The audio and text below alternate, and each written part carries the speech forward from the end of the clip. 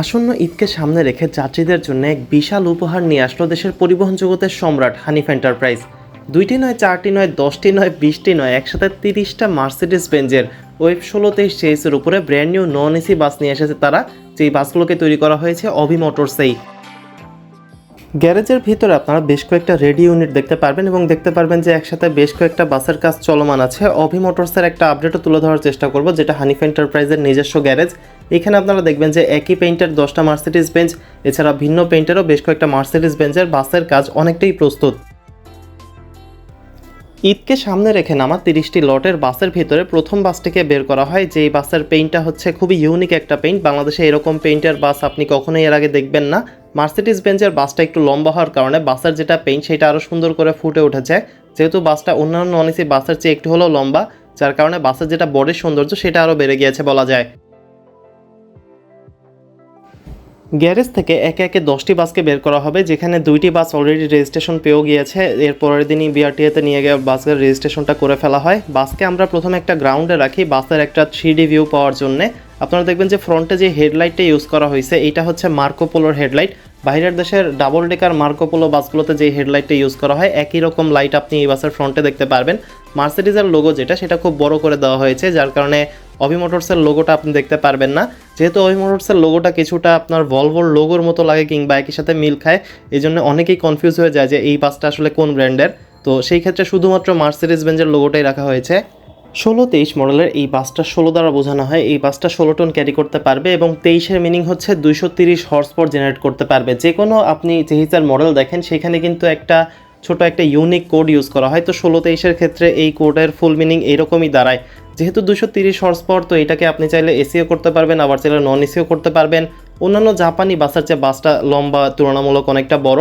11 মিটারের অন্যান্য বাসগুলো হলো এটা 12 মিটার, যার কারণে আপনি দেখবেন যে আমার যেটা ক্যামেরা কিংবা যে ফুটেজ আছে এটা পুরোপুরি এই বাসটা ধরে রাখা পসিবল হচ্ছে না। মানে একই সাথে পুরো বাসটা ফ্রেমে আনা একটু কষ্ট হয়ে যাচ্ছে। অভি মোটরসের একটা ট্যাগ আপনি দেখতে পারবেন, মার্সিডিজ বেঞ্জের একটা ট্যাগ আপনি দেখতে পারবেন। 3D লুক যেটা বাসে সেটা অনেক বেশি সুন্দর। নন এসির ভিতরে আমি মনে করি যে হানিফের one of the best bus বলা যায়।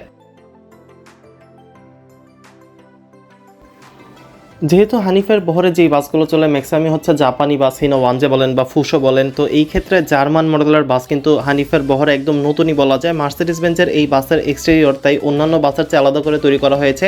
সিমিলারলি বাসের যেটা ইন্টেরিয়র সেটাও কিন্তু অন্যান্য বাসের চেয়ে অনেক বেশি ডিফারেন্ট করে তোলা হয়েছে, কারণ যাত্রীরা যখন বুঝবে তারা যাতে বুঝতে পারে যে হ্যাঁ আমরা মার্সিডিজ বেঞ্জের বাসে আসি।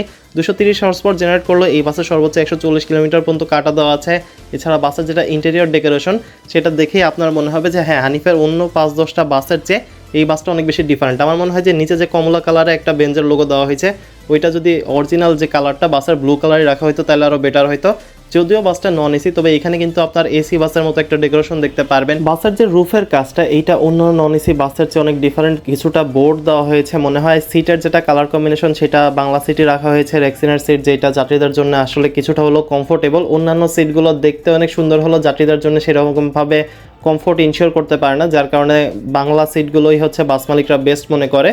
এখানে আপনারা রিডিং লাইটস দেখতে পারবেন, এসি কন্ট্রোলার দেখতে পারবেন। যদিও বাসটা নন এসি বাস, তবে ডেকোরেশনের আসলে সৌন্দর্যটা তুলে ধরার জন্য এইরকম একটা ফিনিশ দেওয়া হয়েছে। বাসের ফ্লোরে কোনো রকম কার্পেটিং না করে একটা উডেন ফিনিশ দেওয়া হয়েছে, যেটা বাসের প্রিমিয়ামনেসকে আরও বেশি বাড়িয়ে তোলে এবং সাউন্ড সিস্টেমেরও অ্যাপ্লাই করা হয়েছে। ড্যাশবোর্ডেও আপনারা কিছু চেইন লাইটস দেখতে পারবেন, অভির ট্যাগ দেখতে পারবেন এবং যেরকম আমি বললাম যে বাসের এক্সটেরিয়র যেরকম সুন্দরভাবে করা হয়েছে ইন্টেরিয়রটাও সেরকম ফুটিয়ে তোলার চেষ্টা করা হয়েছে, যাত্রীরা যাতে ওঠা মাত্র বুঝতে পারে যে তারা মার্সিডিজ বেঞ্জের বাসে ট্রাভেল করতেছে। গ্যারেজের ভিতরে আমরা এখন ঢুকতেছি। গ্যারেজের সামনে আপনারা দেখবেন যে আরও বেশ কয়েকটা ইউনিটের কাজ একদম রেডি হয়ে গেছে। বাসগুলোকে পরিষ্কার করানো হচ্ছে। যেহেতু বাসগুলো অনেক দিন ধরে বডি হয়ে পড়ে থাকে, অনেক বেশি ধুলা টুলা এই বাসগুলোতে লাগে, এই জন্য গ্যারেজ থেকে যখন বাসটাকে বের করা হয় কমপ্লিটলি আসলে পরিষ্কার করে একদম রেডি করে বের করা হয়। অতঃপর বাসগুলো চলে যায় বিআরটিএতে নাম্বারের জন্য। ডে বাই ডে বাংলাদেশে মার্সিডিজ বেঞ্জের এই বাসের সংখ্যা বাড়তেছে ওয়েব 16-23 মডেলের, যার কারণে বাসের রিসেল প্রাইসও বাড়তেছে বলা যায়। এবং যেহেতু মার্সিডিজ বেঞ্জ আসলে এই বাসগুলো সেল করার পর আফটার সেল সার্ভিস ভালো দিচ্ছে, এই কারণে আপনি যেরকম বড় বড় কোম্পানি দেখতে পারতেছেন সবাই কিন্তু এই মডেলের প্রতি আকৃষ্ট হচ্ছে। হানিফের বহরে ইতিমধ্যে প্রায় 50টির মতো মার্সিডিজ বেঞ্জের বাস যুক্ত হয়ে গেছে, স্টারলাইনের বহরে যুক্ত হয়েছে। এছাড়া আরও যেসব নামি দামি বাস কোম্পানি আছে বাংলাদেশের তাদের বহরেও কিন্তু ডে বাই ডে মার্সিডিজ বেঞ্জের এই বাসটা জনপ্রিয়তা অর্জন করছে। বাসগুলো যখন নামানো হয় প্রথম দিকে বেশ কয়েকটা সার্ভিস তারা ফ্রি দিয়ে দিচ্ছে, এছাড়া পার্টস অ্যাভেলেবিলিটি যেটা সেটাও কিন্তু বেশ ভালো বলা যায়, যার কারণে বড় বড় কোম্পানিরা এই বাসগুলো নিতে আসলে দ্বিধাবোধ করছে না। তো আফটার সেল সার্ভিস যেটা সেটা ভালো হওয়ার কারণেই বেঞ্জের এই বাসগুলো বাড়তেছে বলা যায়। আমরা যদি গ্যারেজের একটু ভিতরের দিকে ঢুকি তাহলে কিন্তু আপনি মানে একদম অবাক হয়ে যাবেন, কারণ এইখানে কিন্তু সারিবদ্ধভাবে আসলে মার্সিডিজ বেঞ্জের বাসগুলোর কাজ চলমান আছে। আশা করা যাচ্ছে আরও 5 দিনের ভিতরেই বাসগুলো নেমে যাবে, 4 রাতের আগে দিয়ে প্রায় 20টি বাস নেমে যাবে। অনেকগুলো বাসের আপনি দেখবেন যে পিছনের গ্লাস লাগানো হচ্ছে, টেল লাইট লাগানো হচ্ছে। তো এই বাসগুলো 90% কমপ্লিট বলা যায়, হয়তো আর 3 থেকে 4 দিন সর্বোচ্চ লাগতে পারে বাসগুলোকে কমপ্লিট হওয়ার জন্য, অতঃপর রেজিস্ট্রেশনের জন্য আরও একদিন। তো ঈদের আগে এই 20টি বাস বের হয়ে যাবে। সম্ভাব্য রুট হচ্ছে ঢাকা থেকে রাজশাহী বেশ কয়েকটা বাসের, তবে যেহেতু বাসের সংখ্যা বেশি তো অন্যান্য রুটও একটি দুইটি করে বেশ কয়েকটা মার্সিডিজ বেঞ্জের বাস দেখা পাওয়া যেতে পারে। তো এই ছিল হানিফ এন্টারপ্রাইজের বহরে যুক্ত হওয়া মার্সিডিজ বেঞ্জ ওয়েভ 1623 মডেলের নন এসি বাসের এক্সটেরিয়র এবং ইন্টেরিয়রের একটা কমপ্লিট রিভিউ, যেটা এই ঈদে ঘরমুখী যাত্রীদের বাড়ি ফেরাকে করবে আরও বেশি লাক্সারিয়াস এবং আরও বেশি কমফোর্টেবল। পরিবহন জগৎ রিলেটেড যে কোনো তথ্য সবার আগে জানতে চাইলে সাবস্ক্রাইব করে পাশে থাকার অনুরোধ রইল। বাস সময় ইন্টারেস্ট থাকলে জয়েন করতে পারেন ফেসবুক গ্রুপ বিডি বাস লাভারে।